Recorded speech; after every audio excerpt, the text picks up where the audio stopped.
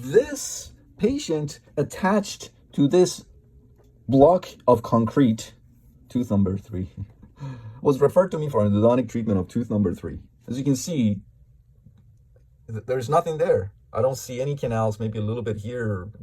No mesial, I can't see mesial. The mesial canals, forget about the palatal canals. You can see periapical lucency. Patient has symptoms. Crown on the tooth, crown is a few years old, and patient, as I said, has symptoms. Also pain to chewing and biting down on the tooth, so much so that she would avoid chewing on the right side and would just chew on the left side altogether. All right, so as you can see, crown, porcelain crown, almost completely calcified canals, periapical lucency here, here, and here. So we discussed options with the patient. I said, if you want me to try, I can do my best and try to see if I can even do a root canal on this tooth. I can't promise you anything. I'll do my best. And also, even if I could do the root canal on this tooth, I may not be able to find 1, maybe 2 canals. So if that's the case, I'm going to have to recommend extraction. Also, if I can find all the canals, I still cannot promise you 100% success rate. The root canal has a good chance of success, but it's not 100%. Perhaps maybe 80%. Success rate, about 20% chance of failure. That's one option, root canal. Or you can have your dentist pull the tooth. Patient said no, she wanted to try to save the tooth. All right, so we worked on that tooth today, but I want to have you take a look at tooth number 2 now. According to the patient, this root canal was done 4 or 5 years ago by her previous dentist. The crown is 2 years old. The root canal, 4 or 5 years old. All right, take a look here. Look at so you can see a crown here, prefab metal post here. You can see already a missed MB2 here, right? Missed MB2. You can see a broken file in the distal buccal canal there. Let me show you another angulation. Another broken file here. So one broken file in the mesial buccal root, one broken file in the distal buccal canal. Perhaps maybe there's something going on here.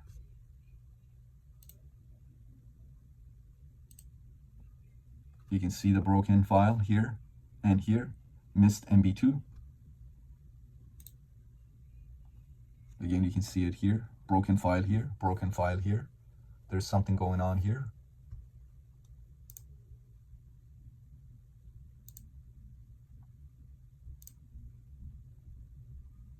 Anyways, I had to tell the patient. I told the patient, and patient was actually during the consultation was here with her daughter. They were both surprised. They're like, no one told us that. The dentist who did the root canal hadn't told them, and also the dentist who put a crown on the tooth 2 years ago hadn't told them.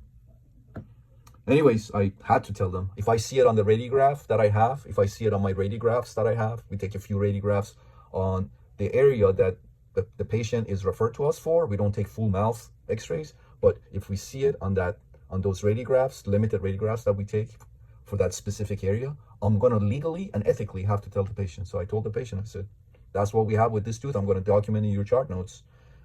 And anyways, now take a look at tooth number 3 that we worked on today.